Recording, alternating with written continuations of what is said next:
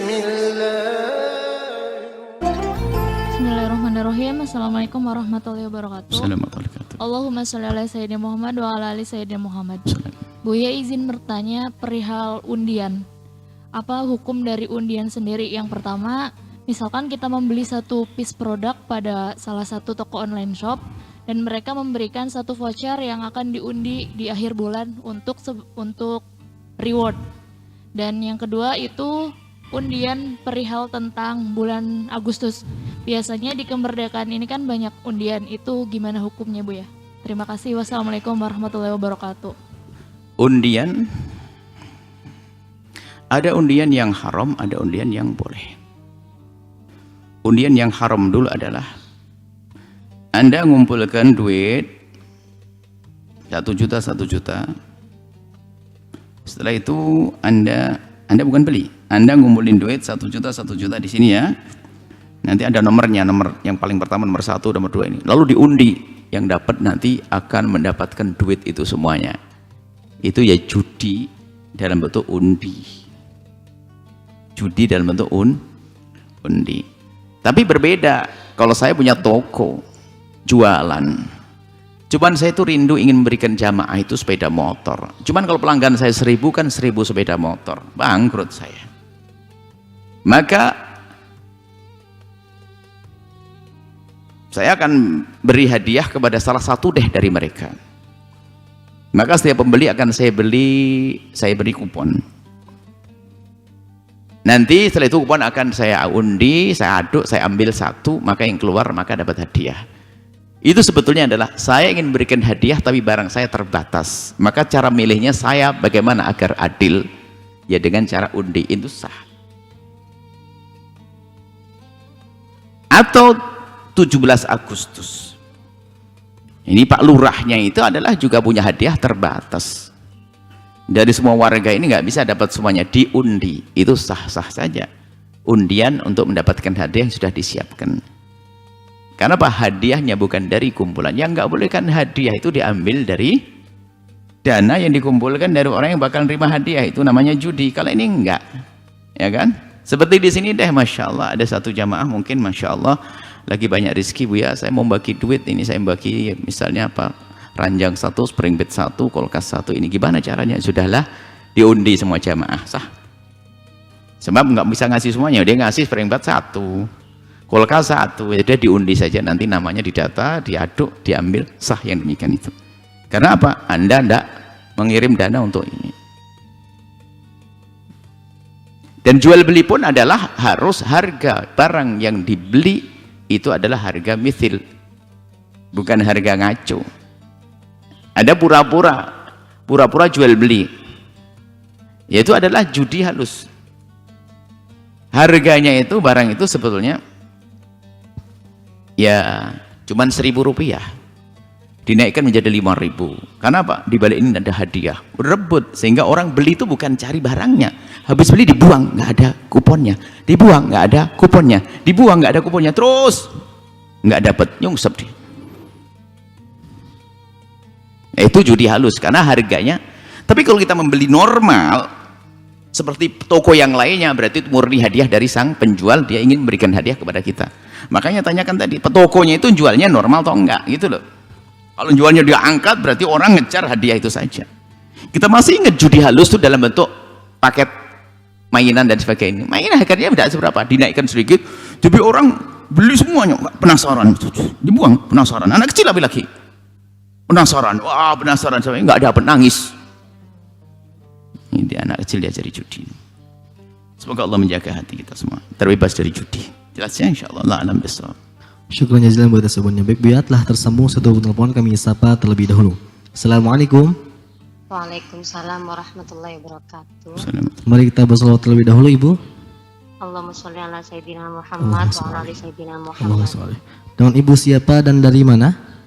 Ibu Ica dari Tangerang. Masya Allah. Baik, Ibu bisa bertanya langsung kepada Bu ya. Iya, assalamualaikum Bu ya. Waalaikumsalam warahmatullahi wabarakatuh. Ada satu yang mau saya tanyakan Bu ya tentang masalah zakat. Saya sebenarnya ada bingung antara 8 zakat kan untuk 8 golongan antara fakir dan miskin ini. ada saya punya paman Bu ya di kampung. Dia mungkin gak punya pekerjaan, anak juga nggak ada yang kerja, jadi penghasilan sehari-hari kadang dapat dari barokah Al-Qur'annya itu beliau diundang ke sana ke sini. Jadi mungkin makan seharinya itu cukup dari itu, bisa makan enak pun juga dari penghasilan itu Bu ya. Terus saudara-saudara yang di Jakarta tuh seperti bibi-bibi kadang kirim buat bayar zakat dari hasil mereka dagang atau apa tuh disalurkan ke paman itu gitu loh. Itu sah apa enggak ya Bu ya? Takut salah memberi zakat kami itu gitu. Baik. Bu ya. Masya Allah, terima Terima kasih. kasih Bu ya. Insyaallah. Assalamualaikum. Assalamualaikum. Semoga Allah mudahkan kita dalam bayar zakat dan dijadikan kita pembayar zakat, jangan penerima zakat. Baik, paman Anda adalah orang fakir karena nggak punya penghasilan yang lebih, bahkan hanya dimakan cukup kadang tidak. Dia golong fakir karena dia kadang-kadang ini ngandalkan dari, dan itu pun kadang cukup kadang makan enak, nggak berarti nggak ada standar, kecuali dia bekerja yang jelas penghasilannya adalah lebih daripada cukup, ada bisa ini. Sehingga kan dalam mendefinisikan kefakiran itu kan ada orang punya pekerjaan hanya cukup saja. Kalau cukup benar cukup, pekerjaan yang cukup, biarpun dia nggak punya harta, asalkan cukup untuk memenuhi kebutuhan keluarganya, disamakan dengan hidupnya masyarakat itu, bukan mencukup-cukupkan. Paham nih? Harus cukup. Misalnya di kampung itu umumnya orang sehari itu perlu 50.000 untuk suami istri dan 2 anak. Umumnya 50.000 untuk suami istri dan 2 anak, umumnya. Dan dia betul ada orang suami istri punya anak 2. Misal saja, ternyata penghasilannya 40.000, kurang berapa? 10.000, maka dia tergolong orang nggak mampu, fakir. Dia fakir. Kalau penghasilannya cuma butuhnya 50.000, penghasilannya ada 20.000, kurang dari separuh, namanya miskin. Ada sebagian membedakan antara fakir lebih parah. Kalau fakir itu lebih parah daripada miskin. Yang jelas pokoknya fakir miskin itu penghasilannya nggak cukup untuk orang normal. Bukan orang nyukup-nyukupkan, penghasilannya mah 20.000. Umumnya orang di situ kalau makan 50.000. Cuman dia dapat cukup alhamdulillah. Bukan cukup beneran, cukup ngempet. Maka dia fakir. Sepertinya dari yang ditanyakan fakir beliau, mencukup-cukupkan kan, penghasilannya bukan penghasilan tetap, hanya dikasih orang, pemberian dari orang di saat dia diundang ngaji Al-Quran dan sebagainya. Itu kejujuran tentunya. Kalau tanda orang ngasih hadiah ditabung sampai kaya raya, ya jangan dong, itu dusta dong. Nah, biarpun dia paman Anda, saudara Anda, dia berhak menerima zakat karena dia tidak hidup di bawah naungan Anda. Bahkan memberikan zakat kepada sanak kerabat saudara yang tidak di bawah naungannya jauh lebih bagus daripada kepada orang lain. Memberikan zakat kepada kerabat yang dia tidak di bawah naungannya, bukan hidup bersama. Saya punya paman hidup di tempat yang jauh, saya berhak bersah memberikan zakat. Tapi kalau sangat paman saya jamin dalam rumah saya, nggak boleh.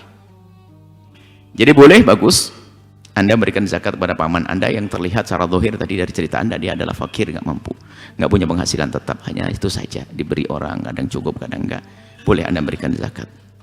Baik, semoga Allah memudahkan kita semuanya. Ingat, tapi memberikan zakatnya atas dasar dia fakir, bukan atas dasar dia ustadz. Ustadz nggak berhak menerima zakat. Dari mana ustadz menerima zakat? Ustadz karena fakir, karena kefakirannya, bukan karena keustadhannya. Saja Allah. Setelah Anda menyaksikan video ini, jangan lupa berselawat kepada baginda Nabi Muhammad sallallahu alaihi wa alihi wa sahbihi wasallam.